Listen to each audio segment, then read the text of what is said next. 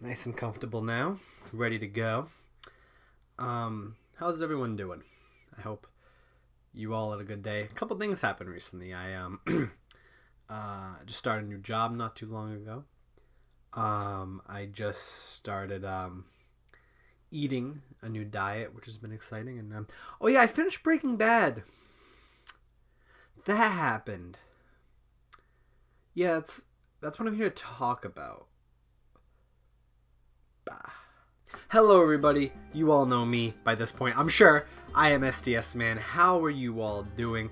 And yes, as I just previously stated, I just finished watching Breaking Bad. I just finished the whole series, and obviously, if you haven't seen it up to this point, I've done a few videos about Breaking Bad. I just finished watching it for the first time, and of course I did my kind of first reaction review on Season 1, Season 2, Season 3, Season 4, and then I did the first half of Season 5, and I am here to do the second half of Season 5. So I am pretty excited about that. But before we get to the review, the analysis, the reaction, all the fun jazz that goes into that, I want to bring up that I am doing something on my YouTube channel in a couple of weeks regarding the Breaking Bad sort of discussion videos, sort of capping off that. What I mean by this is I plan to do a Breaking Bad roundtable discussion involving me, some of my friends, and some of you guys. I originally was going to announce the date of said roundtable discussion in this video, but I actually don't have the date ready because I still have to talk to a few people, and I want you guys to take part in it. So if you haven't yet, please in the comments let me know that you're interested. In my link in the description, you can click on the Discord. I'll probably have a comment as well. Click on the Discord, type in the group chat, or the chat room rather, labeled Breaking Bad discussion, and I want you to take a part or to take part in conversation, roundtable conversation regarding the whole series of Breaking Bad. We're going to kind of analyze and review the entire series, and it's going to be interesting getting a lot of your perspectives, and of course my perspective will be interesting as someone who just started watching the show, or just finished watching the show, finished my first blind watching. I'm sure there's not many people like me out there who are ready to do a Breaking Bad roundtable discussion, but I am, and I want to take part in that. So if you're interested in doing that with me, please join my Discord down below, and please talk to me. Let's do a roundtable discussion. I will be recording it. I might even be live streaming it on my Twitch. I'm not sure yet.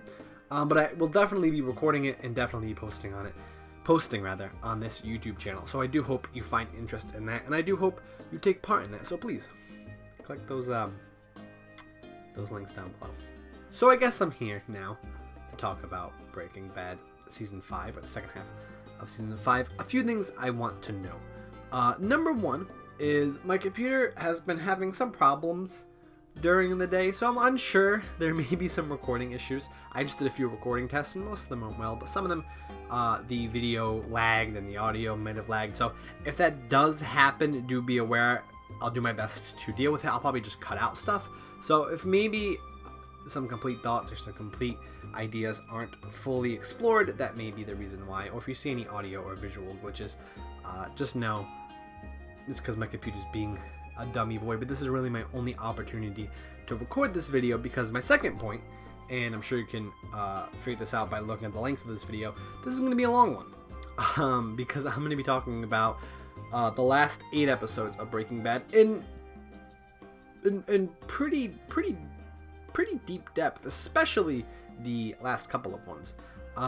So do be aware of that. I am going to go pretty deep into these episodes, and I obviously want to talk about the end of the show. I mean, this is a pretty big moment. Just like I really talked a lot about how the show started, I obviously am going to examine a lot how the show ends. And of course give my personal thoughts, my first reaction, how I sort of reacted to these episodes, because there were a lot of moments in these episodes where my reaction elicited a pure emotion out of me on multiple occasions. So without further ado, I guess we'll go into this. We're actually going to do this review just like we did the first half of Season 5. I'm just going to go through each episode and talk about it through there. We didn't do that with the first 4 seasons because it's much harder to talk about 13 episodes. excluding the first season, of course, but talking about 13 episodes rather at once, or break them down. Each episode just take too long. So, but eight episodes, it's perfect. I'm really glad I ended up splitting these reviews, or this season rather, into 2 reviews. It really worked out because it would have been very hard to review this whole season. Because there's so much going on. I mean, just needs 8 episodes. I almost actually considered maybe breaking it into another half, or rather doing 3 parts, and maybe this part do the first half of the second half, and then the second half of the second half, and that's getting confusing as I talk about it. But I'm not doing that because I want to finish this. So we're gonna finish it here. We're gonna finish it now. I am comfortable. I'm ready to go. I'm ready to talk about Breaking Bad, season 5, the end of the show. Kicking it right off with episode 9, Blood Money. Cold open once again. I mean, every episode has that sort of cold open, but the cold open here is very much like the beginning of the first episode of this season. We kind of get what appears to be a flash forward of Walter White. His appearance changed quite a bit, and while last time it took place in the diner, and we weren't really sure exactly what was going on entirely, this time we have a little more contextual clues. We see Walt drive up to his house, which is now sort of fenced off and abandoned. Like this kids skateboarding in the back, and like the pool, like it's turned to shit. And he sort of walks in, and right as soon as he walks in, on the wall is spray painted Heisenberg, which obviously is like alludes that, hey, by the way, his world's gonna come crashing down, or at least his two as I've been talking about the past couple seasons, his 2 worlds colliding. Obviously, Heisenberg being spray painted in his house is a clear representation of those 2 worlds colliding. Finally, we don't get to see the collision just yet, but we know what's going to happen at the very least right starting this season, and we can probably, from the events of how last season ended, we could probably guess how that's going to happen in some ways. So Walt then goes into the bedroom. He receives the ricin that was hidden under the plug, where he's sort of been, he's been hiding the ricin this whole season. He goes back outside, and we get to see his neighbor Carol see him and sort of like freak out, like holy shit. And he's just kind of like, "Hello, Carol," very sort of like, casually, and she's holding groceries and she just drops them in shock. And what I really like about this is later in the episode, when we go back in time, or the present I should say, we actually see Carol, and he says hi Carol to her again, and that's really cool. It's like it happens later in the episode, but it's almost like it's both a callback. When that happens later, it is both a callback and a foreshadow at the same time, which I love. That's a really smart way to write that. So that's a really cool observation. I really like that. And that sort of ends the cold open. And that's just a way to start the second half of the season. Just like, we're establishing this immediately. His worlds will collide. Let's see how it collides. And that's what I am super interested about, and super like, what? Like, how is this going to happen? And of course, we get to the episode itself. So the episode starts off with Hank just getting the realization between the connection of Heisenberg and Walter White, and he begins to drive home. He has another panic attack, which of course leads to him crashing. Hank's always, despite his hard exterior, always been sort of he's not the most emotionally stable guy. And we see that again. We've seen him have panic attacks before, and he has one yet again. Obviously, the realization weighing heavy on him. But as soon as the panic attack's over, Hank sits down and begins investigation without really any more necessary thought. He almost doesn't need to justify it. He doesn't really have a crisis where he's like, should I stop him? What do I do? He immediately goes from freaking out about it to saying, I need to stop him. Which is a very Hank thing to do. It fits inside his character. His whole character arc this season is stopping Heisenberg, going after Heisenberg. So the fact that he doesn't even really think about it with a second thought, he's dedicated so much, he's sacrificed so much, jobs, relationships, opportunities, his physical body to stop Heisenberg. It comes as no shock that he has almost no hesitation about just jumping right from freaking out about it to investigating Walt or Heisenberg in this case, and stopping him. We also see a scene in this episode. Lydia stops at the car wash to try to get Walt back to cook again, but he won't do it. Not even one more cook. He is done. Walt establishes. I'm talking about Hank a lot. I'm gonna get their names confused again. But Walt immediately just shuts it down. He really is done, and that makes a lot of sense. That fits with his character. It fits with everything he's gone through. He's got everything he needs, and he really is done. At least he's done doing it. Does he miss it? We'll get to that. Also in this episode, we get confirmed that Walt's cancer is back. It really is back. Time really is almost over for Walt. It really is of the essence. Last half of the season, Skyler basically told Walt, I'm waiting for you to die, right? And we got the symbolism with the clock, and Walt and Jesse giving him a watch to remind him, at least thematically remind him, or symbolically remind him, that time is going to run out. Time is of the essence. Basically confirming, his cancer is back. Yes, it was gone for a while, but it's back. It is going to haunt him, and it is going to be his demise, or at least is set up to be his demise. Get ready for it.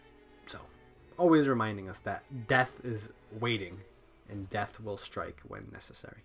We also see Walt and Jesse have a conversation, and Jesse gets very emotional thinking about how Mike's granddaughter is, gonna need someone to look after her now that Mike is dead, and he pretty much says that. Jesse's like, I really do think Mike is dead, and he says to Walt, I think you know more than you're letting on about Mike's death. I think there's more to it than you're admitting. But Walt denies anything having to do with Mike's death. He says, no, I didn't do anything, and he tries asserting to him, you need to believe me, you need to believe me, you need to believe me, you need to believe me, over and over and over again, which Jesse just is at this point just done taking orders from Walt. It's almost tiring at this point, and their relationship at this point is just so severed that Jesse doesn't need to believe him, right? It's over. he deep down knows what happened, and he can see that Walt has become Heisenberg. He's no longer Walt. He's a monster. And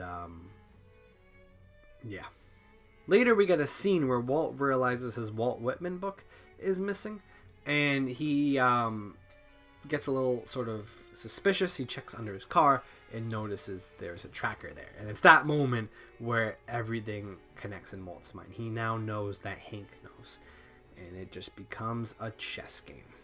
So we get a confrontation between Walt and Hank. Walt goes over to Hank's house and basically confronts him and says, hey, why is this on my car? Thinking this is going to be a chess game. Thinking that he knows that Hank knows that he is Heisenberg. But Walt doesn't. He thinks that he can trick Hank or convince him that it's not true, at least in some method. So he's playing dumb here. He's playing like, why is this on my car? Almost to dispel any connection. But then Hank, he thinks Hank might hide it. He thinks Hank might be like, oh, I don't know, and try to play a chess game. But Hank does not hide it. Hank comes right out and says, oh, you're fucking Heisenberg, and literally punches him, physically threatens him, and Walt realizes this isn't a game of chess, right? He's played games with chess. He's played so many games of chess with previous enemies, and Hank almost is done playing chess. Hank has gone through so much. He's just ready to take him down, even if that means physically. And Walt, throughout the whole confrontation, just kind of,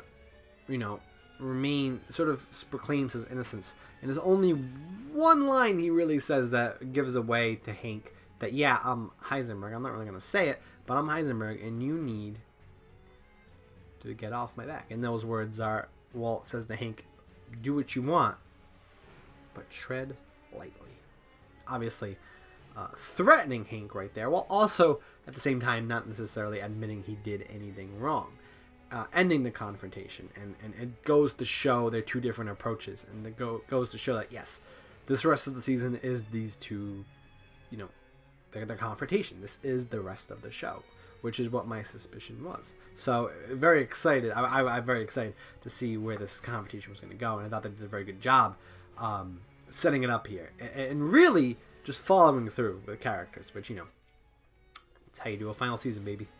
We then get to episode 10, titled Buried, which opens up with Jesse throwing his money everywhere. We see him, and once again, having a breakdown, a meltdown, sort of all the emotional turmoil catching up to him in this one scene. He is just broken, right?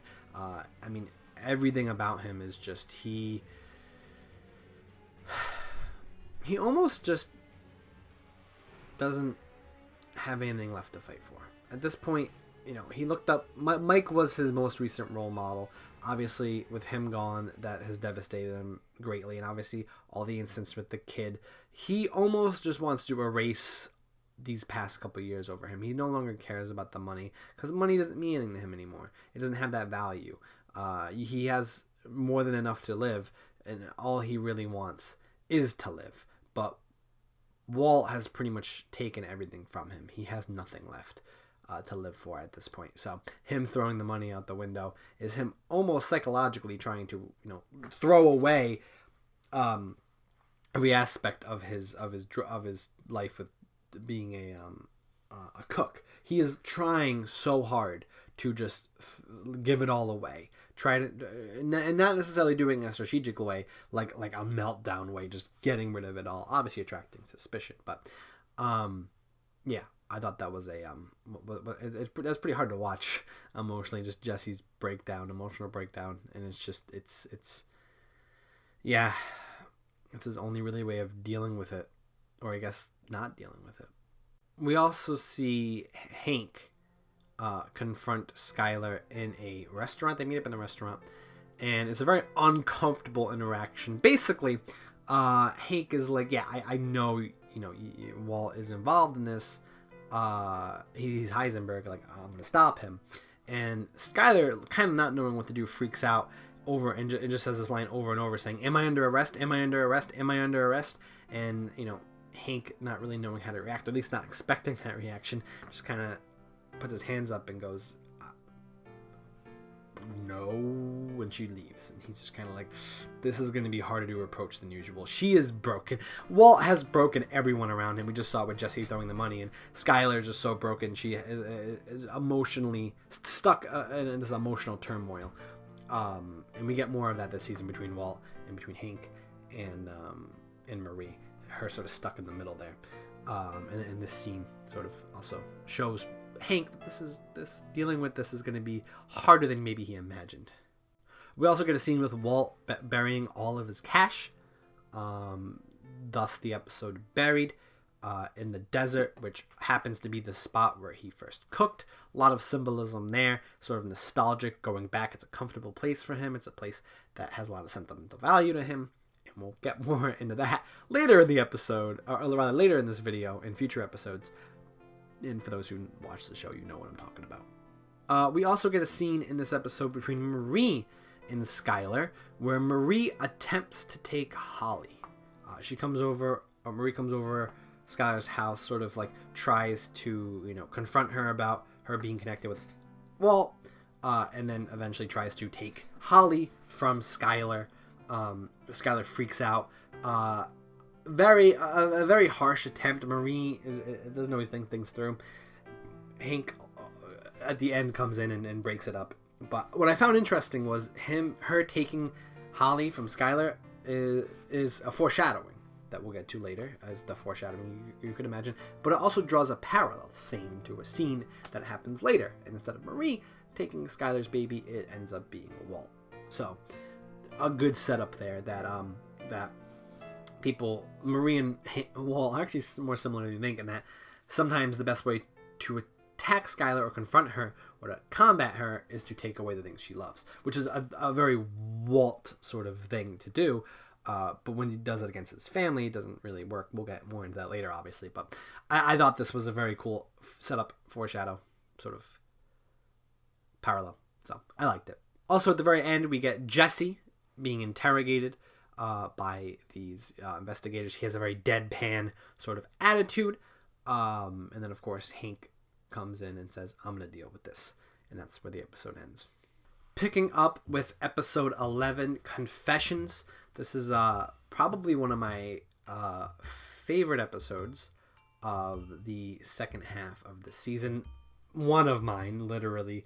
Almost all the rest are just as good, if not better, so it's not saying too much, but I actually really do like this episode quite a bit. It starts off with Hank sort of interrogating Jesse, trying to get to him to get to Walt, and Walt is sort of, in a weird way, a common enemy of both these two. I said last video that I had a feeling that Jesse and Walt could be the ultimate final confrontation, but I guess I was wrong, because it's really Jesse and Hank. Hank almost breaks through with Jesse, and in a weird way, he breaks through with him.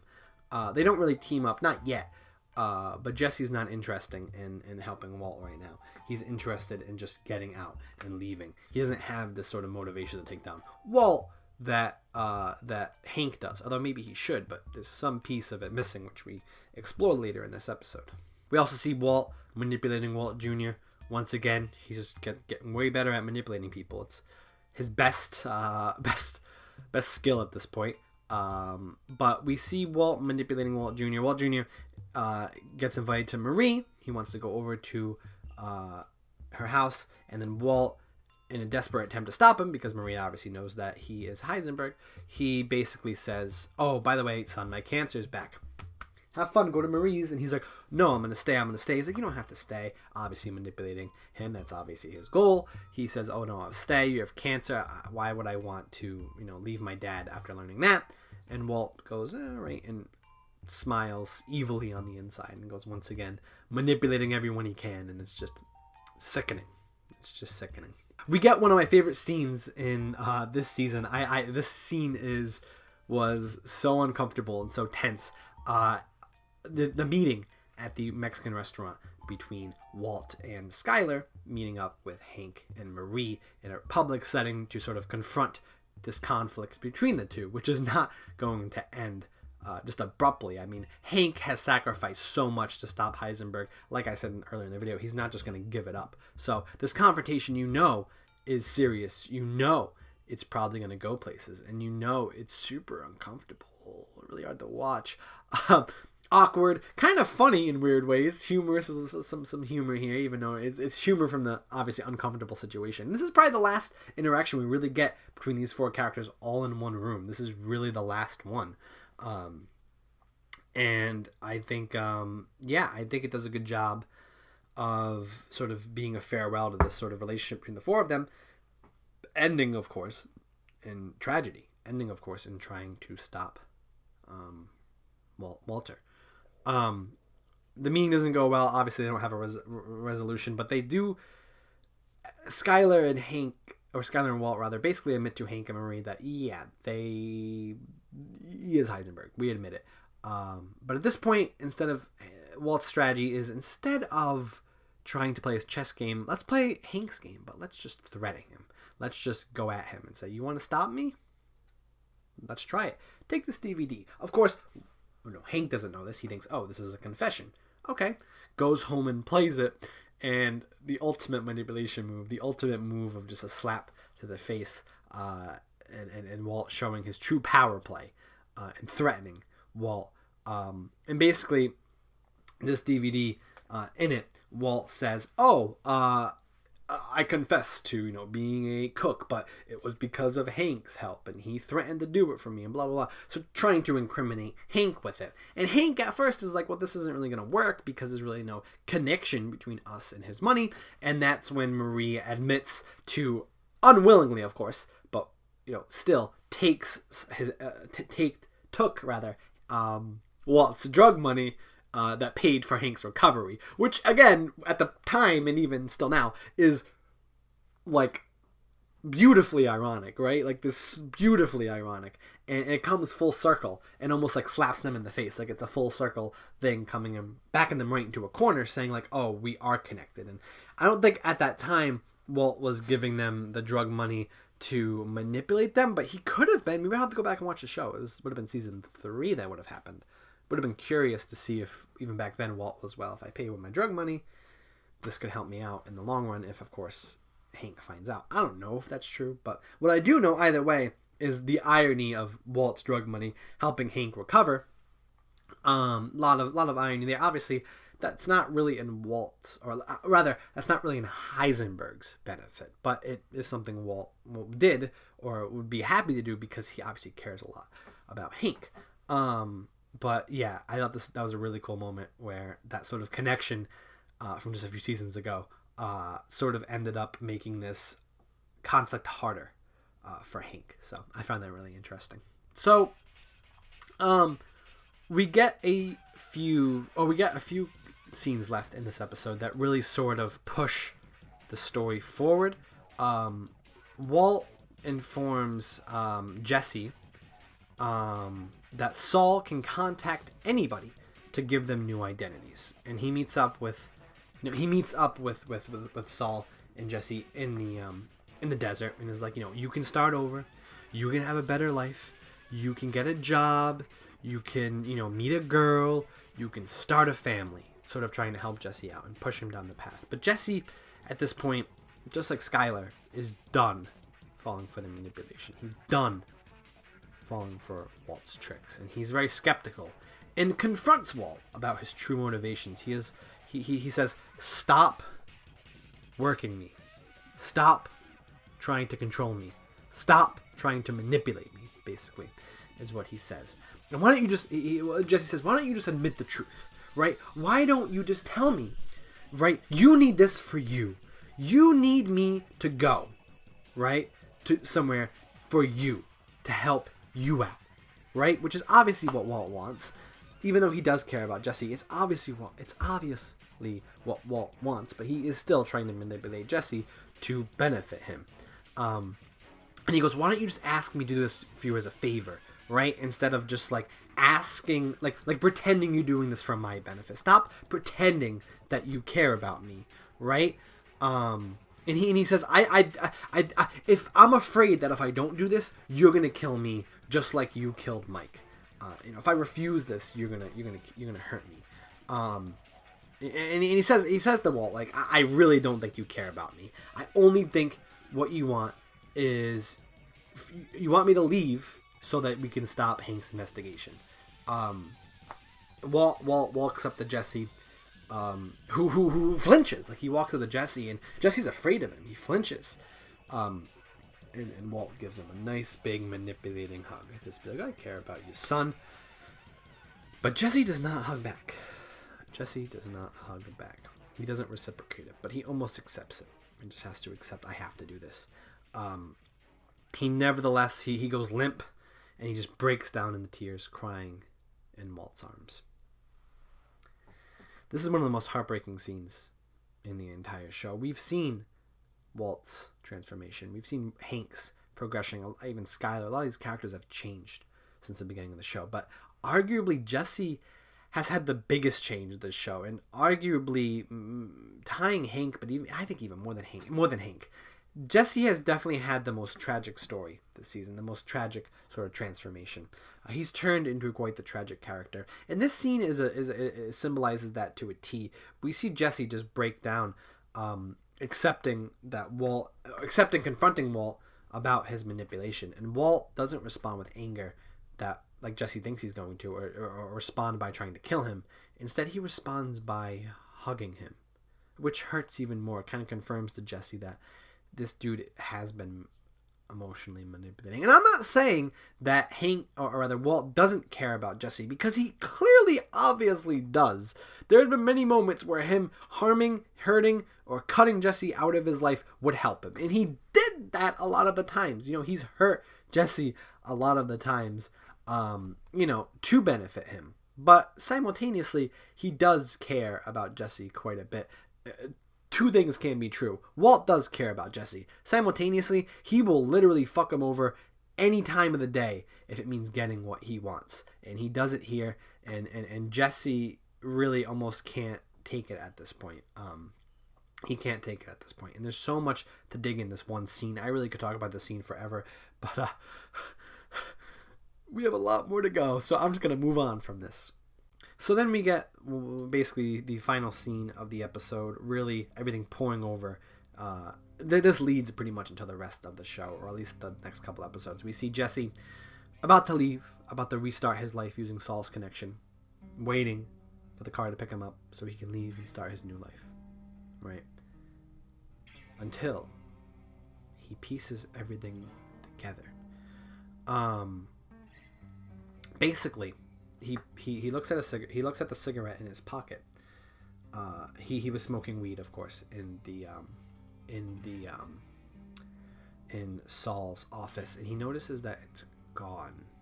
It was taken from him. And he thinks, wait a minute. They must have taken the poison from me. They must have snagged it from me. Because there's no way, right? Like, he connects everything together. So he goes, confronts Saul. He confronts Saul, physically confronts him, points a gun right at Saul. And Saul admits that, yeah, the cigarette was lifted from you. But Walt convinced me that it was for your own benefit, right? Saul said, I had no idea Walt was going to poison Brock. And Jesse goes from accepting his new life and leaving to saying, no, I'm not going to let him get away with this. He's manipulating me so long, and he tried to kill Brock. Like, we're done. We see him then head to Walt's house, pouring gasoline all over his house, and the episode ending on suspense. This episode is easily one of the best of the show. I mean, this really breaks down Jesse's character quite a bit. We also see Walt and Jesse's relationship really come to a head, and it does a good job of showing how far Jesse has come, or really how far down he has been, how far he's been dragged down by Walt. It's really sad. This is not a happy episode. There is some humorous moments, but it is, at the end of the day, Jesse's character really is tragic, and it's definitely something that haunts me almost at this point, and it saddens me to see how low Jesse has been dragged down, and now what he's willing to do to stop it, and he uses violence, which makes sense for his character and is almost hard to really blame for. But it's a great character writing this episode, great character interactions, and really following through with building up character that this show has been doing for a very long time now.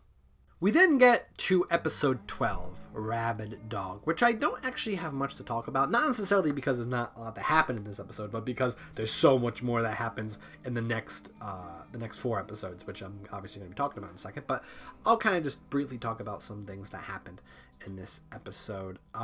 We see Walt come up with this elaborate lie to trick Skyler and Walt Jr. with the gasoline. He makes up this whole story, convinces them to move to a hotel. In the hotel, Skyler confronts Walt and goes, I'm not an idiot. Like, you can't manipulate me anymore. I'm not stupid. I know obviously something is wrong. Walt Jr., you can still manipulate. He's actually one of the only people you can still manipulate pretty easily, and he's been doing it a lot this season, so makes sense. Walt kind of admits that, hey, Jesse did this, whatever. And Skyler is sort of very surprisingly, or she surprisingly suggests, hey, maybe you should just kill Jesse. You know what I mean? We've come this far, says Skyler. What is one more kill? Like, what is one more? We kill this guy and we're done. Like, you know what I mean? He's the only one that can stop us. Walt, or Hank rather, is at a standstill. He's the only one standing in our way. And Walt is almost speechless. He's almost shocked by the brutality of Skyler, because he, again, like I said earlier, he really does care about Jesse, even though, again, he it's complicated. He does care about Jesse, but he also doesn't care about Jesse. I think he thinks he cares about Jesse, and he knows he's manipulating Jesse, but he thinks that deep down he really cares about Jesse. But him manipulating Jesse and doing all this stuff clearly shows that deep down he really doesn't care about Jesse, even though he does have a deep emotional connection to him, and he shuts it down and says, we can't kill Jesse. We just can't do it. We get this scene between Walt and Walt Jr. sitting at the pool and talking about Walt's mortality, talking about how Walt doesn't have much time to live. And this is really the last scene between these two, the last genuine scene, really setting up that this is almost over. Like, we get their final scene together, and it's not a happy one, but it's one where they sort of sit down and they talk about their own mortality, or Walt's mortality, and it's once again reminding us his time's almost up, and Walt Jr. is the only one still untouched. He's the only one to be affected by Walt's lives colliding together, at least for now. We then get a scene of Hank and Jesse teaming up. Obviously, Hank was ultimately the one that stopped Jesse from burning down Walt's house. And at this point, previously, Jesse didn't have that same fire in him that Hank had to stop Walt. But now, after learning that he wanted to poison Brock, obviously, he does. So the two form sort of a unexpected team. But from Jesse's perspective, they both are teaming up sort of reluctantly and not really like that. They're not happy about teaming up. They're just doing it because they have to. But they both have their own goals. Jesse wants to stop Walt, and so does Hank, right? But Hank is kind of using Jesse. What I mean by this is there's a scene where they are wiring up Jesse to go confront Walt so that Hank can record it and get a confession out of him, so he finally is not backed into that corner anymore. And Hank even says to his partner, he says, we're going to send Jesse in there, and if Walt kills him, who cares if he gets killed? Win-win. And this shows that Jesse continues to be used as a puppet. Walt has been using him as a puppet for seasons, and now Hank teams up with him, and he is using him as a puppet as well, saying, if he gets killed, so what? He's doing what I need him to do. No one really cares about Jesse. He's been getting manipulated by Walt, by Saul, now by Hank, this entire show. And it's that puppetry he's been trying to escape, but at this point he's just so tied up it's impossible to escape. And even Hank, someone who shares the same goals as Jesse, albeit for completely different reasons and different morality reasons, still Jesse is being used as a puppet. And of course this plan to confront Walt and get a confession on him. Jesse is a little paranoid. He thinks Walt may be planning to kill him, and he sees some people around looking at him, which ultimately just are there. Walt was genuinely just going to talk to Jesse. The plan was going to work, but he backs out. Says, I have another idea. And that leaves us to the next episode. So the next episode, episode 13, a lot happens in this episode, and I'm going to talk a lot about it, but it really is the next couple episodes that I really am going to dive deep into. So please excuse me as I sort of summarize some events just to get to what we want to get to, what we need to get to. So this episode kicks off by showing that Todd has sort of a fascination with Lydia. It's disgusting, but he sort of is fascinated with her, and he is willing to sort of get this drug business going to impress her. That's kind of what he wants at this point. He's a sly dog. Disgusting. We also see Jesse, of course, Steve Gomez, Hank's partner, and Hank coming up with a better plan to stop Walt. And Jesse sort of brings up the idea they need to attack him personally. They need to find the drug money so they have physical proof to take down Walt, which obviously helps Hank. That's what he needs is physical proof. Again, he's still back in that corner from that DVD. So that is exactly the plan that they are willing to go down. We see Hank fake Jesse's death in order to trick Huell into sort of explaining how they or using him rather to break off connections between Hugh, Saul, and Walt, while also getting information on how to find his drug money, or at least get more of a lead on how to find his drug money. We also see Walt, who is now pretty much threatened by Jesse, afraid he's going to kill him after talking on the phone with him last episode before they met up.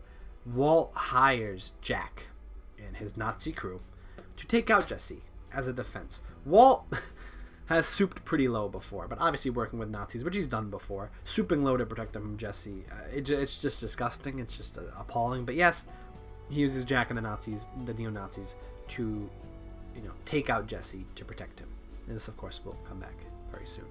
We also see Walt go to Andrea's place to sort of get to Jesse, to sort of weed Jesse out. She ultimately even calls Jesse on his phone, but Hank is there last second to intercept it and stop it. He's smart enough to say, nice try, Walt, not gonna work. Shuts that down immediately. And then finally, we see the plan completely hatched. Or the plan's hatched, I should say. What happens is Walt gets a picture of his money on his phone, Jesse calls him and says, I'm going to burn it unless you come. You have to stay in the line with me and get here. So we see Walt rushing to the money, running to the money with the fake photo. And we see Hank using, obviously, the phone call between him and Jesse to follow Walt. And then Walt, over the phone, says Jesse, he brings up his children. Says, I'm doing this for my children. And Jesse, right off the bat, attacks that hypocrisy and goes, you can't manipulate me anymore. Like, you're done. Like, you really care about your children? What about Brock then? Like, really? Like, you want to bring up that you care about children? Jesse has all the stops. Walt can no longer get through Jesse anymore. And that was his major weapon, is manipulation. And now that he can't manipulate him, he's almost backed into a corner. But it's over. Really, that saying, that sort of conversation there, shows that Walt can't manipulate Jesse anymore. And the relationship at this point truly is over. So Walt arrives to where the money is buried, where he buried it earlier, a couple episodes ago. And he realizes he's been tricked by Jesse as soon as he's not there. Also, we see Jesse pull up, and Walt, hiding, calls Jack and the Nazi crew and tells them to come over to help him kill Jesse. But last second, Hank walks out of the vehicle after giving the coordinates to Jack. He realizes Hank is working with Jesse. He tries to call him off, but it's too late, obviously, and he hangs up. And that's when, under a lot of self-reflection, a lot of thinking, Walt realizes, I'm caught. Right? I'm done. And he gives himself up. He gives himself up to Hank. Hank captures Walt. Or rather, maybe I should rephrase that. Hank captures Heisenberg. That's it. That is Hank's entire character arc. His entire character arc, this whole show, has been stopping Heisenberg. And he did it. He finally did it. His arc is complete. Hank completes his arc perfectly. He reads Walt his rights, which obviously has a lot of symbolism behind it. And he gets the right to arrest him. He finishes his entire arc. He finishes his entire goal. His first thing he does isn't taking Hank down. It's calling Marie. It's saying, I did it. Everything I've sacrificed. You know what I mean? All the time. All the relationships. All the job opportunities. You know, not being able to walk for all that time. I sacrificed it all. It's over. But then it's not. The neo-Nazis come by, pull out their weapons, and the episode ends. I'm sure a lot of you just want me to go right to the next episode, and I'm going to in a second, but before I do, I just want to talk about Hank's character arc, because this is perfect. How they handled Hank is perfect. He had his character arc. He got that final confrontation between Walt and himself, and it has led through a path of manipulation, through PTSD, tragedy, but he completes it. He finishes his character arc.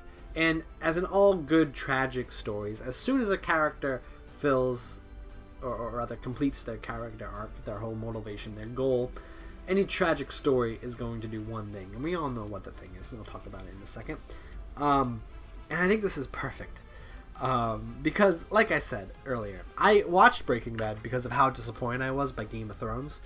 And my biggest problem with Game of Thrones the last season, I mean, it was literally like a list of problems. I could probably write down like 50 problems I've had. But my number one biggest issue was how they handled the character arcs, how they handled characters, like Jamie, like Cersei. I made a whole video on it. That video is in the link, is in the description down below. Go check that out. But that's much more of an analytical look and much more edited. But my point is it's character arcs like Hank that make me satisfied when tragedy goes down. Unlike in Game of Thrones, at least last season, where character deaths didn't really feel like they matched with an arc. They just kind of they felt random.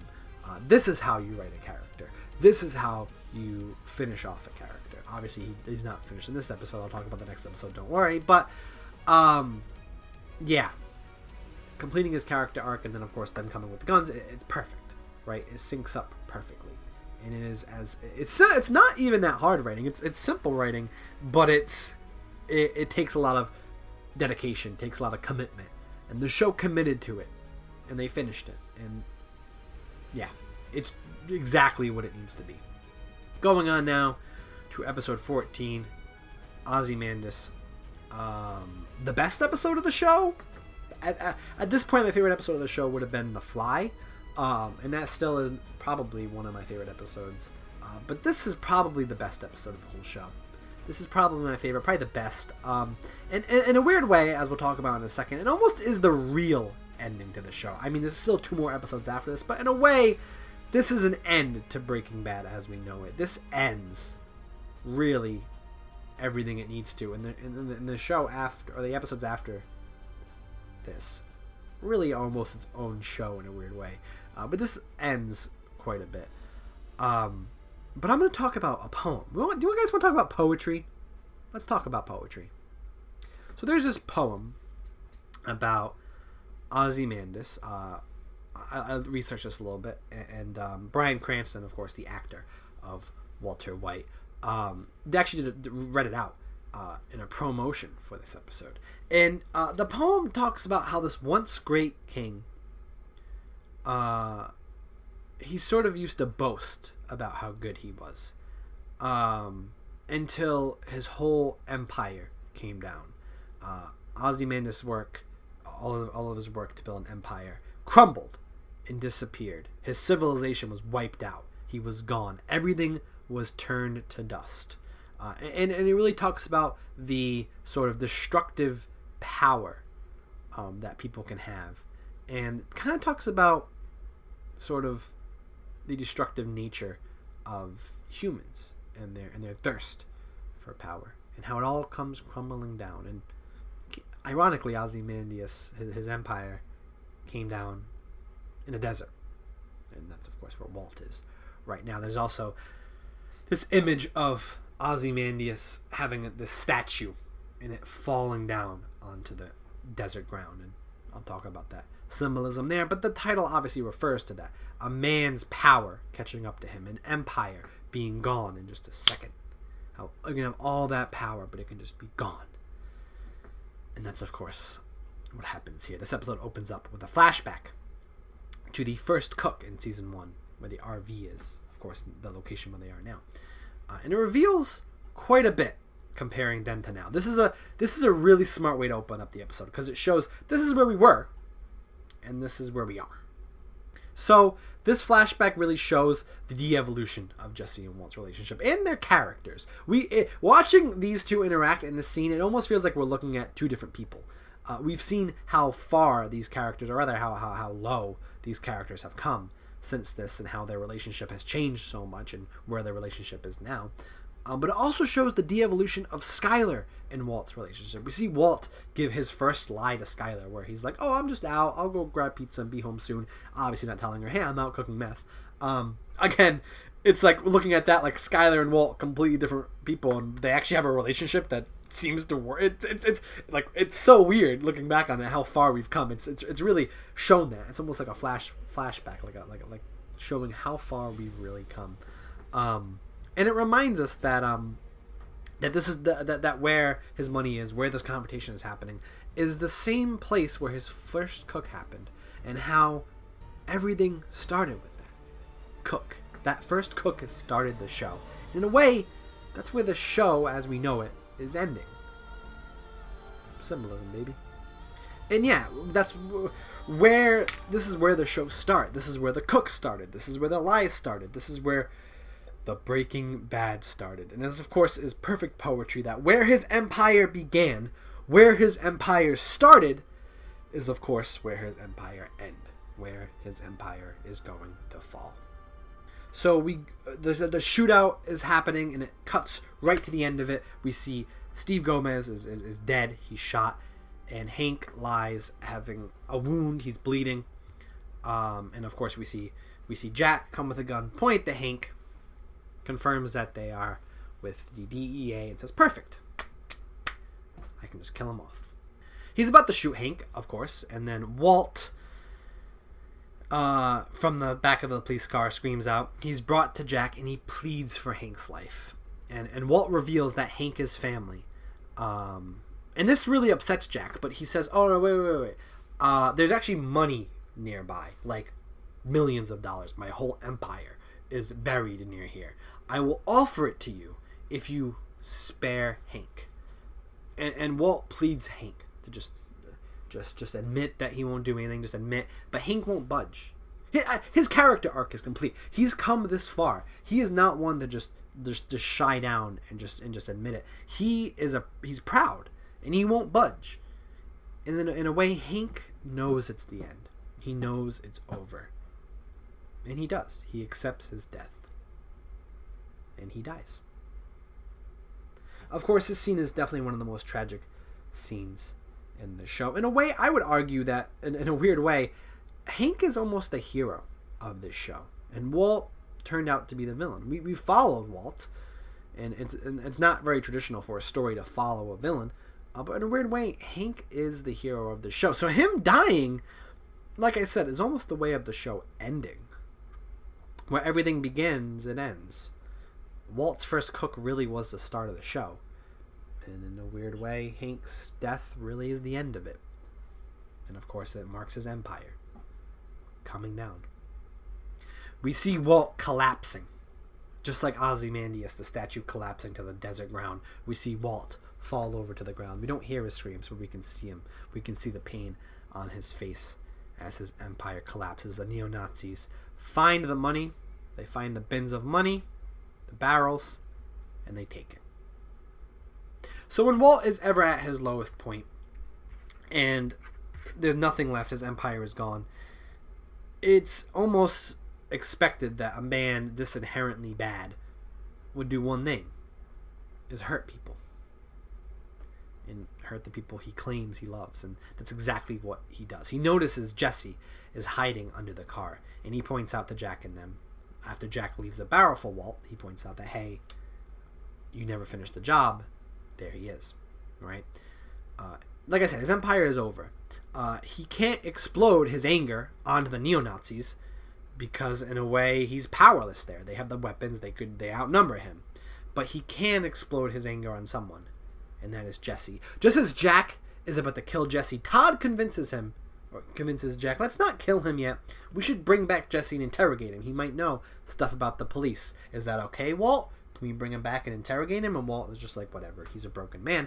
But Todd obviously has other goals here. If he can't get Walt to cook for them, he's got the next best thing. He's standing right there. Of course, Walt has one more punch delivered to Jesse, and it's not a physical punch, it's a emotional one, and he admits to Jesse that he could have saved Jane's life, but he let her die. That of course brings horror to Jesse's face. He just goes limp, and Walt drives away. It's over. It really is over. I mean, and this blow to Jesse it's heart-wrenchingly evil. It's heart-wrenchingly despicable. And it really is just a way for Walt to deliver all of his anger, all of his hate onto one person, all of his resentment. He knows that he lost. And in a weird way, he has to feel power somehow. And that's bringing down the people around him. Bringing down Jesse, who he, in a way, blames for all of this. And yeah. I mean, this whole scene really is, it's how the show starts off, but in a weird way, it's how the show, I mean, it's how this episode starts off, but in a weird way, it's also how the show ends. I know this isn't really the end of the show, we still have more stuff to talk about, but this really is, in a way, in my opinion, the final scene of the show as we know it. It really cultivates all the plot lines, everything we've been building up to, but of course, there's still a few things we have to finish. Walt, driving home, runs out of gas. He takes a truck from somebody, or he borrows a truck, but he pays off for a truck, and he goes home. Simultaneously, while all this is happening, Skyler is forced by Marie to break the bad news to Walt Jr., to tell him exactly what his father is. Because at this point, Marie thinks Hank is alive, he captured Walt, everything's fine and dandy. You know, it's going to come out. You should tell him. So they do tell him, and his reaction is very combative. It's very angry. It's very tragic. And yeah, he almost in denial too. Very hard to watch. We also then see Jesse literally beaten to a pulp. And then he is literally stringed up into a meth lab, and he is forced to cook for the neo-Nazis. And I've been talking about how Jesse's been a puppet, right? By Walt, by Saul, by Hank. And now, I mean, the string literally tying him up is just like a puppet. You know, like you have strings on a puppet. He's tied up like a puppet once again. He's always been a puppet. And now that's literally physically true. The strings have always been, you know, metaphorically there, but now he is literally a puppet. We also get this confrontation back at the house. One of the most hard scenes, one of the most important scenes, tragic scenes to watch, where Walt is trying to convince Walt Jr. and Skyler to leave, and then they both, he basically kind of admits that Hank is dead. They think he killed him, which, I mean, in a weird way, he did kill him. He obviously, not literally, but he led to his death. They both kind of confront him. We have a little bit of a literal fight with a knife.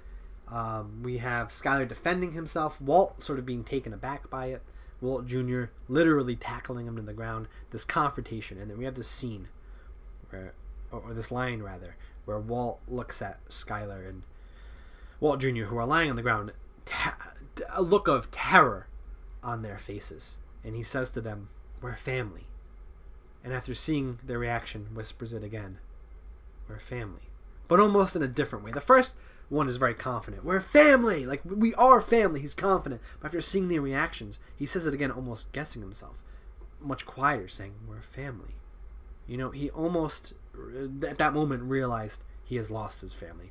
Everything is gone. Nothing is left. His empire is gone, and now right in front of him, his family is gone from him. He doesn't have them anymore. So just like Marie earlier in the season, he does what he needs to do. He attacks right at the heart. He does whatever he needs to do to keep his family manipulated, to keep his family in line, and he takes Holly, and he leaves and drives off. And we see Skyler's heart-wrenching reaction, and we see Walt doing everything he needs to do to keep his family alive. We then see Holly and Walt together. And Holly has her first words. "Mama." And actually, apparently this wasn't actually written in the script. Like, she just said that and they kept it in. And it's almost like accidental. But this actually has a lot of symbolism behind it. Even if it maybe was not even intentional when they did this scene. But typically, a baby's first words is dada. That's typically what it is, right? A baby's first words are dada. Dada, duh, duh, duh. Much easier to say, that's a much harder sound to make. So dada is typically usually the first words of a baby, but in this case it's mama. And this shows a lot. This almost confronts Walt and shows him that he's been absent from her life. He really, because of the empire, because of the drug business, has never had time to be a dad for Holly. And he almost in that moment realizes, what have I done? You know, this isn't my kid, right? I don't have any rights to this kid. I didn't even really raise this kid. And obviously he loves her and views her as a daughter, but it's a very complicated mix of emotions. So Walt and Skyler talk over the phone, and Walt warns her and threatens her that, "Hank, I killed Hank, and if you cross my path, I'll kill you again. I've been threatening you and doing this stuff, and you're going to stay in line." And obviously, it's out of character for Walt in a weird way, but it makes sense because we realize that he knows that the police are looking for him, and we know that the police would be using her to look for him. So what Walt does is he uses this threatening over the phone to give Skyler an alibi. He's trying to give her an out. He'll admit to killing Hank, even though he didn't really do it directly. He'll admit to doing it, and he'll admit it over the phone that he's been threatening her and controlling Skyler's life if it means giving her an alibi. He's willing to do that. So he does. That's what he does. And of course, he leaves Holly alone in a fire truck where he can, so she can be returned. And then he goes on, just like Jesse did a couple episodes ago, to get a brand new identity, to leave everything behind. His family, his empire is all gone. And this could have been where the show ended. They really could have easily ended the show right here. It would have been tragic, and obviously maybe Jesse's story wouldn't have been tied up. But there are still a few loose ends to tie up here. And there are still a few things to explore. And we do in the next 2 episodes. But yeah, it's really interesting to see. It's really interesting to view this episode as a finale because it almost acts as one. It almost feels like one. And yeah, I mean, this is my favorite episode of the show. I mean, like I said, the beginning of the show is amazing. All the symbolism behind that, and the scenes between Walt and his family. I really could do a whole video on this episode, and maybe I will. I mean, this video we're pretty far in already, and I could probably talk about this episode for another 30 minutes or so. But we don't have the time to do that. I have to move on. We still have 2 more episodes to cover, and these last 2 episodes are very connected to each other. They almost feel like a sort of post-show. It feels like the show is over, and this is almost sort of like the wrap-up. I'm trying to think of the word. I can't think of it, but it's almost like it's the end after the end. Hey, STS Man, it's me, editing STS Man. I'm here to let you know that the word you're trying to think of is epilogue. Epilogue. Like, these last 2 episodes kind of feel like an epilogue. Like, the last episode kind of felt like a finale in a way, and these 2 episodes almost feel like a epilogue. Epilogue is the goddamn word, you fucking idiot. Alright, back to the video. Going into episode 15, Granite State, we get a scene between Walt and Saul, and Saul is getting his identity changed just like Walt is, and Walt here tries to force Saul to stay with him, to use him. He can't manipulate Jesse. He can't manipulate his family. Maybe he can manipulate Saul. And there's this really cool scene where he starts saying to Saul, "It's not over until it's over." But what he said, he's going to say, it's not over until I say it's over. But he starts saying it. He says, "It's not over until," but then he starts coughing before he can finish his threat. And there's a lot of deep symbolism there because there's a lot there to observe. What it is he's saying, it's not over until I say it's over. Of course, he doesn't get to say that. The coughing takes over again, showing death is close. And it's also really cool because he's trying to say it's not over until I say it's over, but the coughing is a symbolism saying Walt really is in control. It is over when death says it's over. It's not really over when he says it's over. Of course, it also ends his threat. Saul leaves, but there's a lot of deep symbolism there because the cough is, again, death sneaking in. And really, it's not over until, not when he says it's over, when the cancer tells him it's over. We also see Skylar get threatened by Todd. They go in and threaten to hurt Holly and Walt Jr. if she just stops talking to the police, and she sort of agrees. Just again showing that Todd and the neo-Nazis are still a big threat, kind of the last threat of the show. We then finally see Walt relocated to New Hampshire. And in this episode, we see that he's very isolated. He's very alone. And at the end of the day, he still has some money, but all that he's built, his empire, his greed, his narcissistic attitudes, they've all given him nothing but loneliness. At the end of the day, all he has is himself. Ed, the person that moved him at one point, Walt even pays Ed, who delivers him papers and stuff, to stay with him, right? He's so desperate for interaction. He'll do anything for human interaction, even paying someone. That's how desperate he is. Walt leaves the cabin that he was supposed to stay in, even though he was told he wasn't supposed to, but he ends up leaving, going to a sort of like a bar, and he uses the phone to call Walt Jr. as he's in school. And he basically has a final interaction with him, right? Like, he has his final interaction with Walt Jr. And then Walt Jr. doesn't have it. He explodes on him, and his last words to his father is, "Just die. Just die."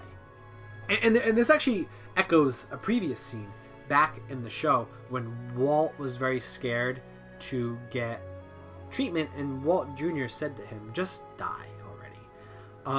So we've seen him use this line before, and I'm not saying this is like showing that Walt Jr. is a bad person, because he's a kid, but it goes to show that he is willing, he has these strong emotions, and he he can have sort of negative attitudes, right? Like, not everyone in the show is clean. Even Walt Jr. isn't clean.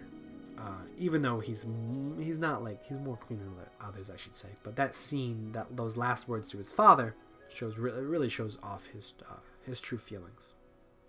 We also see the Nazis, who still are using Jesse after Jesse tries to escape. They kill Andrea in front of him to force him to keep cooking. Just again, Jesse's been screwed over more than anyone. Everyone's been controlling his life. He's been a puppet his entire life. Everything has been taken away from him. It's just too tragic to even really watch at this point. Walt then realizes after this interaction between Walt Jr. that he has no way to give his family money because they're not going to accept it. So he gives up. That's all he wanted to, was give the money to his family, so he gives up. He calls the DEA, says, "I am Walter White," drops the phone, and he waits for them to come to him. He sits down, he gets a drink, and he waits. He's given up. He has surrendered. The DEA is going to come take him away. It's over. Until, on the TV in the bar, there's Charlie Rose, of all people. This is a previous time. Interviewing Elliot and Rose, where they discredit Walter White on TV, because obviously it's come out that he's Heisenberg. They almost discredit him, and they hurt his ego, and they sort of, distance themselves from him by basically giving him almost no credit for the founding of the business, Gray Matter. Then as he looks at that, he knows there is unfinished business still left. He gets up. When the police finally show up to the bar and storm it, he's gone. With his drink there, his money on the table, Walter is gone. End of episode.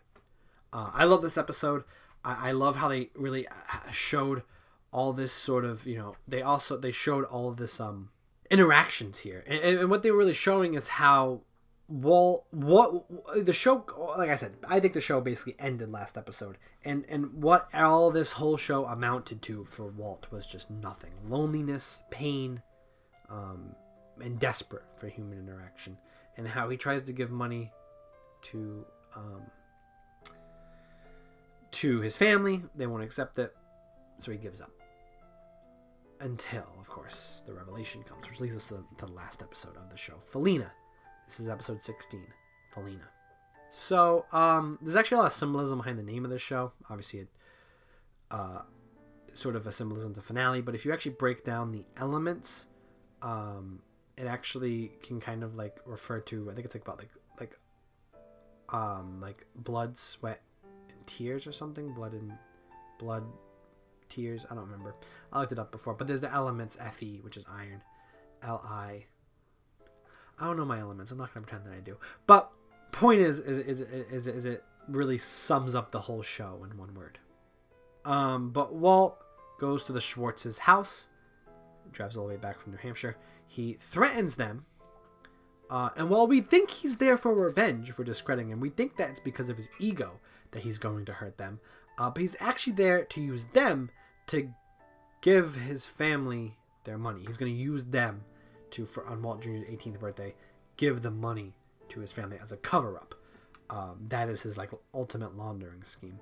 What I really find funny is they use Skinny Pete and Badger as assassins with the laser pointers to threaten them. That's a very funny moment. But yeah, we see Walt use them, and these two characters were characters that were introduced in season 1, and we saw a little bit of Rose in season 2, I think, but we really haven't seen them really the whole show. And I was wondering where they were, and I was wondering their importance to the show and what they would contribute. But obviously, here we go, damaging Walt's ego, and he's there sort of as revenge, but also to use them as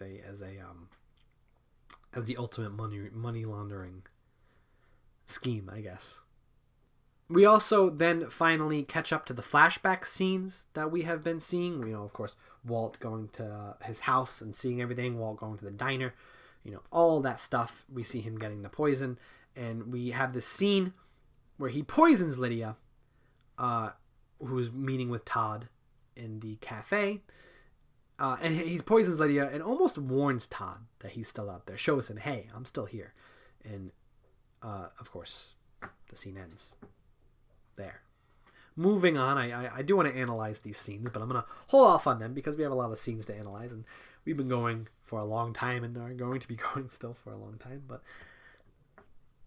it's fine. As I move on, we get this scene where Marie calls Skylar and warns her that Walt is out there and that he's nearby, and to be careful. And we get this amazing cinematography. Again, the show does it so well, where they use a pole right in the middle of the house. And they use the pole, so when Skylar's talking on the phone, we don't see behind the pole, but we don't assume there's anything there. It doesn't really expect us to believe that, but once the phone call is over, it reveals that Walt is there listening to the phone call, and Skylar says to Walt, you have 5 minutes. This is it. And we have this Walt and Skylar interaction, which I think is the final real ending to Skylar and Walt's relationship, their arcs. And really, it's really important for one thing, and it's really Walt's confession in a way. So, before we get to that, I do want to say Walt once again gives Skylar another alibi, giving the coordinates where Hank is buried, so that they can use that for an alibi. And then he reveals his true self. Something we've always knew this entire time, where Walt is starting to say, "Oh, I did this for." Skylar cuts him off. This, if I hear you say you did this for our family again, he goes, "No. I did it for me." The true confession. We knew this the whole time. We knew Walt really only cooked for himself. I mean, did he care about his family? Of course he did, but he cared about doing this more. He chose this over them, and he admits it, that I liked it. It made me feel free. And this reminded me of a speech that Walt had in season 1. And you know what? I'm actually just going to show it to you guys. Here's that scene. These doctors, they're talking about surviving. 1 year, 2 years, like it's the only thing that matters. But what good is it to just survive if I am too sick to work, to enjoy a meal, to make love?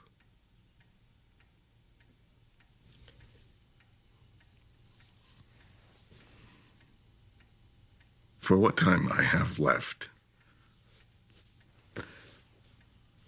I want to live in my own house. I want to sleep in my own bed. I don't want to choke down 30 or 40 pills every single day and lose my hair and lie around too tired to get up. And so nauseated that I can't even move my head. You cleaning up after me. And me, some dead man, some artificially alive, just marking time? No.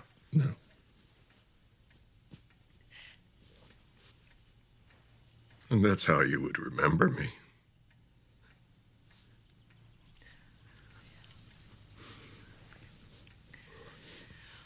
That's the worst part. So, that is my thought process, Skylar. So, yeah, in that scene, we see Walt has this sort of desperate need to be free, desperate need to do what he wants to do, something that makes him feel alive. And that's what this did. And he kept doing it for himself all this time later. So that's a really good callback right there. And we also see, again, some use of amazing cinematography. We see the pole that separated, or rather, that pole that hid Walt is now used again, but differently. Instead of hiding Walt, it's used as Skylar is standing on one side and Walt is standing on the other. The pole is right in the middle, right? And this once again, the pole separates them in the shot, and that sort of symbolizes their separation and the fracture between the two of them, and the fracture between the family. It's really clever how they use that pole in that scene. We also see Walt say his one last goodbye to Holly because he can, but we don't see him give his last bye to Walt Jr. because he can't. Holly can't do anything about it, doesn't know what's going on. Walt Jr. does, and he can combat it. But he does look at Walt Jr. one last time. He sees him one last time, and he almost says goodbye to him. Maybe it's a one-sided goodbye, but he says goodbye to him one last time. As we get to the final scene of the show. So, Walt meets up with Jack. For what appears to be like a business deal. At least from his end. And Todd says, you shouldn't have come back. And that's when they pull out the guns and say, we're going to kill you. And then as soon as he's about to be dragged out and killed out, Walt can only do one thing, and that is attack Jack's pride. Jack's obviously not, on top of being a neo-Nazi, is a very proud, prideful person. And he uses his pride to get out of his death. He basically says to him, you've been working with Jesse, I told you to kill him, you're spineless. And he goes, oh, you think we worked with Jesse? Bring out Jesse so we can prove him wrong. And again, Walt's manipulation tactics coming out once again. And when he brings out Jesse, Walt tackles Jesse to the ground. He hits a little thing on his car that it's a machine on his car in which the trunk opens and there's this machine gun that shoots everybody inside. We obviously saw Walt building this and setting it up, so we knew it was coming. And he, of course, is on top of Jesse to protect him. Takes a bullet while protecting Jesse, killing everyone in there. Of course, the only two left, symbolically alive, of course, as Todd and Jack. And we get Jesse, the opportunity to kill Todd, which, of course, is appropriate, And he, of course, kills him with the chain, the thing that strung him up. He's been a puppet this entire time, and he uses the thing that kept him up to kill his master. A lot of symbolism there, of course. And then we see Walt killing Jack, and Jack is like, "Oh, if you want your money back," and Walt knows it's over. Walt knows everything's done. He just kills him. It's done. He doesn't care about that. It's not about. It's over now, right? Like I said, his empire is done. He knows everything is coming down. He then grabs the gun, gives it to Jesse, and basically tells Jesse to kill him. He says, "Kill me." But Jesse won't do it. He doesn't do it. Jesse doesn't want that murder on his hands. He doesn't want that to be on his conscience. And instead, he says to Walt, "Do it yourself." May not seem like a big moment, but huge for Jesse's character, and completes his arc, really. Because he just broke from his puppet status. He's no longer a puppet. Throughout this show, we've seen Walt say, "Do it, Jesse, do it." It's like a command for Jesse. We've seen him do it throughout this show, and he's done it. And this time now he's saying, "Do it, kill me." Jesse won't do it. Obviously symbolizes that no one has any sort of control over Jesse anymore. He's no longer a puppet. And he drives off in his car to be free, and we see this sense of relief overcome him. Jesse literally breaks through the fence, breaks out with the string literally cut, the one that killed Todd. We see him free, and with not killing Walt, he is free. His arc is done.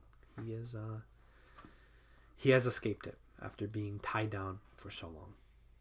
We then see Walt, who obviously got shot during the machine gun sort of escapade. We see him limp over to the meth lab. And he views everything in the meth lab while smiling. It's almost as if this sense of nostalgic takes over Walt. He sort of looks like in the meth lab, and he remembers all the times cooking. He's picking up the equipment. He's looking at all the equipment, having this nostalgic sort of feeling for it. The one place that Walt has always felt free. And he smiles. And as he's smiling, getting all nostalgic, the police come. And as the police come, he falls to the ground and he dies. He escapes capture right at the last second. And he dies with the one thing he's loved the most. It was revealed early in this episode. Walt revealed it, and we knew this whole time, but it was really confirmed for us by him that this whole time he's chosen the meth lab over his family. He's chosen this. He's always loved the meth lab more. It would almost feel phony if Walt ended up dying with his family. Instead, he dies with the one thing he truly loved the most, the meth lab. It also feels appropriate because it was all for him, right? This meth lab was all about him. It's appropriate he dies in the place that feels like it was his home. It was his family. It was his love. And it also is sort of, appropriate. He dies the only place where he felt like he ever truly lived. This is the only place he ever truly felt alive. So it's very appropriate that this is, of course, the place where he ends up dying. And we get the final shot, which I'm going to talk about for a bit. But the final shot is a pan up, the camera panning up, panning away, as Walt is lying on the ground. And it is a callback to the same pan up in the crawl space scene, if you remember from season 4. Still probably to this day my favorite scene of the entire show. And in that scene, that crawl space scene, symbolically at least, Walter White died in that scene with the pan up. And in this scene, which is a callback to that scene, where Walter White died in that scene, in this scene, we see the death of Heisenberg. It's a great callback, great parallel, and a great moment. We've already witnessed Walter White die. The Walter White we knew has been dead for a while. And although we've seen his empire die and a lot of things slowly die over these last couple episodes, we finally see the death of the person we've been following all this time. Heisenberg. And that is the way that Breaking Bad ends. There could be no better way to end this show, because that's the way it's been built up, right? And I'm going to kind of talk about some things now, including the ending and just some overall thoughts that I had. What I really love about this show is everything they build up pays off. They built up Hank, his character arc paid off. They built up Jesse, Skyler. They all of their arcs paid off, of course, with Walter White as well. They built it up, and the ending is the perfect payoff. It's tragic, it's not happy, but it makes sense. It's the way it would end. There's so much symbolism behind it, and there's so much connecting the ending to many other scenes in the show. And what I love about this final season is every character arc gets complete. Everyone gets their moment. Even Skinny Pete and Badger, side characters, get an appearance in the last episode, just to get a little moment. Everybody gets a moment in this final episode. Everyone who's alive, at least, gets an arc complete, whether it be Skyler, whether it be Jesse, whether it be whoever it be, but especially Walt. He gets the ending that he needs. I love this ending. I think that it is perfect. I think that it is one of the best endings to a TV show I've ever seen. And like I said, I watched this show because I was so disappointed with the Game of Thrones ending. I ended up finding maybe the best ending to a television show I've seen in a very, very, very, very, very long time. Other notes about this season and the show. I think this show and this season too, and the show, the way it uses colors is one of the best, whether it be how we see Walter White's clothing change and get darker over time, or whether it be how so many colors symbolize so many things for so many characters. Each character kind of gets their own color, how the colors and feel of the show changes over time. And not even on top of that, the cinematography is incredible. Every season, and especially even this season, the last episode I talked about a bit with the Skyler and Walt scene, and of course the final scene, cinematography is incredible. How they use the camera, how they use objects in the frame, how they utilize everything you can utilize in a frame. It's almost like they almost like paint it out. It's almost like a picture. Cinematography, some of the best of any TV show I've ever seen. It's incredible. And like I said, I love how they use objects. I love how they use clothes. And I just love how they use colors. We also see throughout the show, Walter White takes everything from everybody. What I mean by that is he literally is almost like a vampire. He sucks every attribute out of everybody to literally absorb in a way. And we see this almost the way that he copies people. We see him plagiarize people's lines. We see he'll hear something that maybe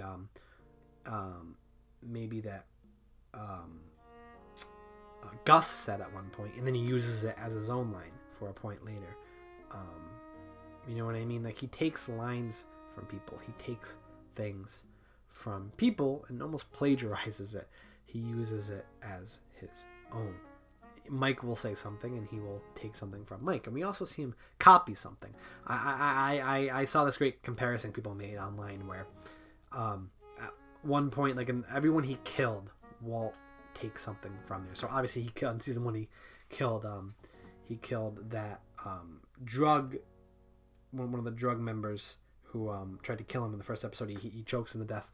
That person cut the crust off his bread, and then Walter White starts doing the same. We see Gus in season 4 and throw up.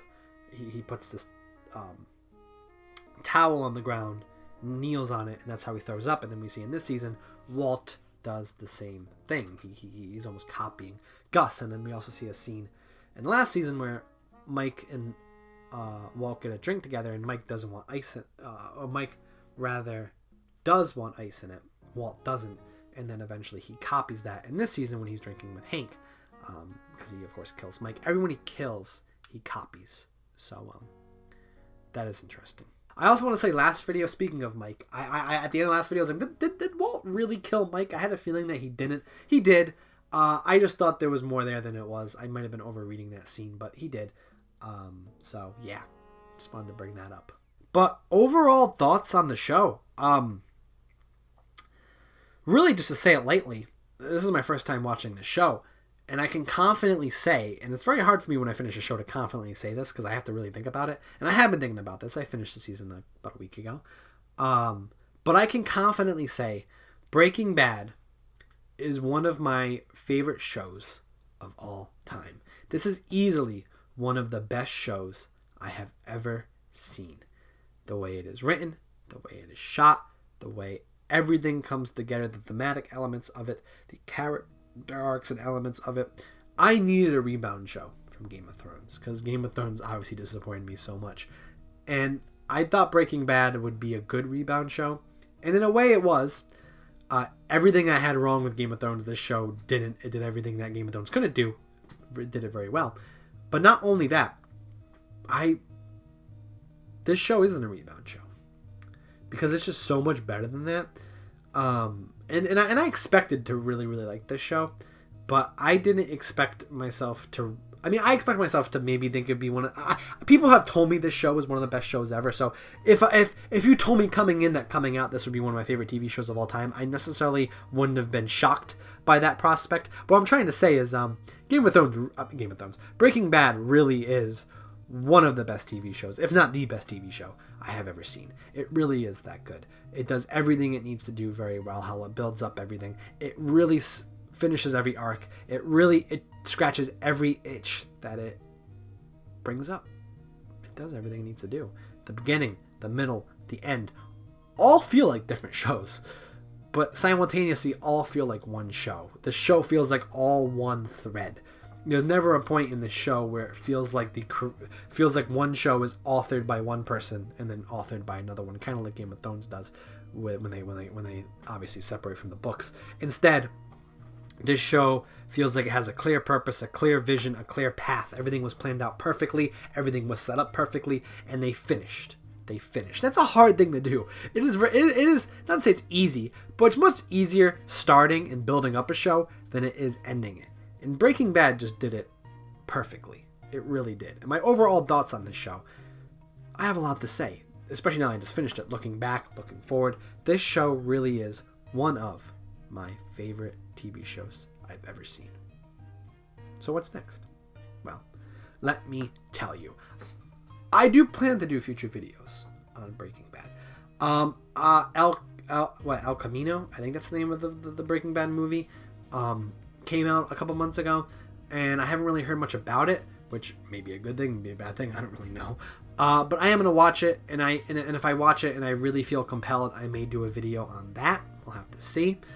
There's also Better Call Saul, the prequel show, which actually just a couple days ago confirmed that season 6 was going to be the ending of it. I'm actually going to be honest. I'm actually not too interested in Better Call Saul. Like what the little bit of promotional material I've seen of it in pictures, it doesn't seem like something that would really interest me. But I could be wrong. I will give it a fair shot eventually. I may wait a little bit, but I will give it a fair shot and I will watch it. So maybe if I watch it, I will do videos on it. I won't do season by season reviews because I just probably won't have. I'm not going to.